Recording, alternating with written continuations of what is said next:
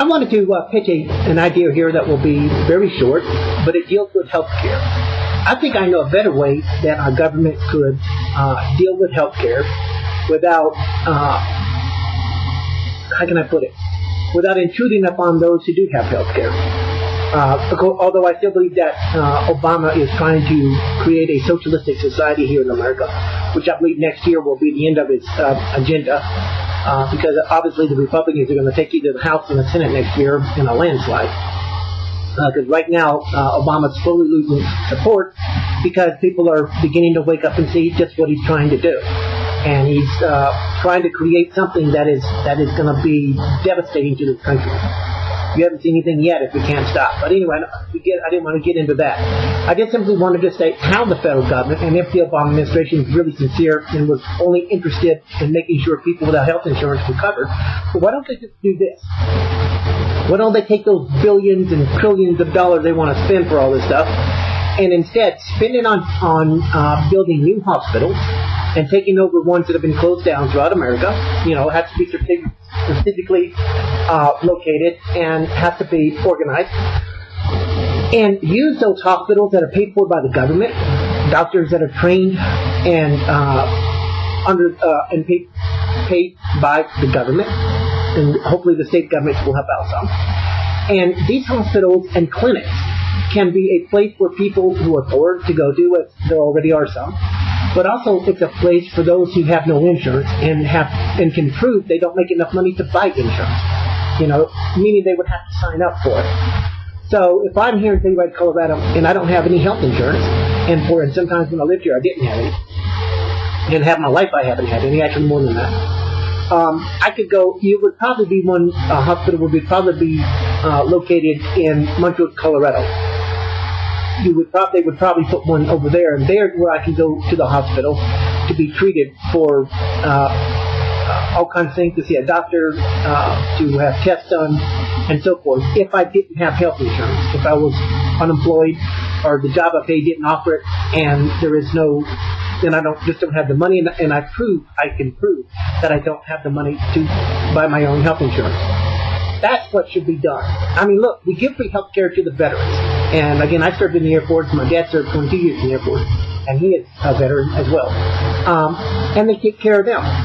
Well, why can't the government do the same, treat the uninsured and the poor like they do the military, and provide them with hospitals that they can go to so they can be treated and free of charge? And if they can only pay $10, they can only pay $10. You know what? Even that's something. But if they haven't got nothing, they can't pay nothing. That's the way we could really change our healthcare system and make it better than it is today. There's no guarantee it's going to be perfect. Of course it's not. But Obama's plan is eventually going to wipe out all the other insurance companies with a single-payer plan where the government controls everything. And as I just wrote on my page on MySpace, the danger in that is the fact that it's going to bring rationing. Rationing is going to bring a higher death rate here in America. And if you want to see some Americans get really angry as when their relatives start dying because the government says, well, we can't afford the treatment, it's going to cost us too much. So you're just going to have to die. You know, it's kind of like Hillary Clinton that decided that a person's life is worth $250,000. Under her health care plan back in '93, if it had been passed by Congress, what would have happened is if you get sick and it's going to cost more than $250,000 to treat you, well, you're screwed. Because that's what she determined is what a person's life is worth. She has decided to play God. And that's what Obama's doing, the very same thing. They are like they do in Europe and Canada, where they are going to play God. You know, I love the Canadians. I just love Canada. One of the best things to ever ladies ever come out of Canada was Shania Twain. And of course, you know, they gave us the Art League Letter and William Shatner and Lorne Greene from Bonanza, a very popular American TV show. A great man who fought against racism and bigotry here in America, and an outstanding individual. Canada, I love Canadians, but your healthcare plan sucks. More people die in Canada of colon cancer than they do here in America because a lot of those in Canada can't get the medicine they need to treat colon cancer. And that's what's going to happen here. Look, we have to help the poor in America. We have to help the poor in the world. We have to cover people that don't have insurance, and we can do so. But we have to do it the smart way. Trying to allowing the government to take over everything just isn't going to work. We can set up clinics and hospitals. A lot of them don't have to even be built. They can just be taken over that have been closed down. Because a lot of hospitals have been closed down. There are clinics all across America that have closed down. We even have military bases that still have clinics on there that can be reopened. And those clinics can be converted and controlled by the government, and people can be treated that don't have the insurance or are too poor. We already treat the poor anyway.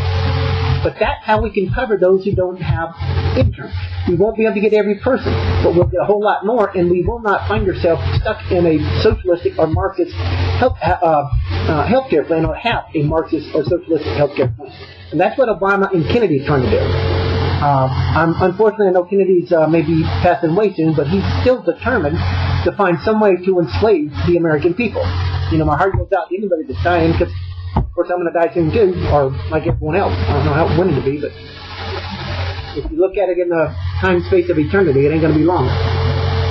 But that's how it can be done. And it would probably end up in the long run being cheaper. But here the government has control of the hospitals, the nurses, they hire them, they set the wages, and they can get the medicine they need, they can get almost anything at once. And people can be treated there that don't have insurance. That's how it can be done. If you like the idea, why don't you pitch it to your government before Kennedy and Obama's plan gets through Congress, and we all end up in a mess. Because it's going to cost about $1.6 trillion, and then it's probably going to end up more than that before it's all over. And we just don't have that kind of money. We can treat the poor, the uninsured, just like we do the military and the vets. That's how it can be done. Contact your congressman or even the media, anybody that will listen. And especially if you are represented by blue dog Democrats, talk to them. Maybe this is something they can pitch that the other Democrats will listen.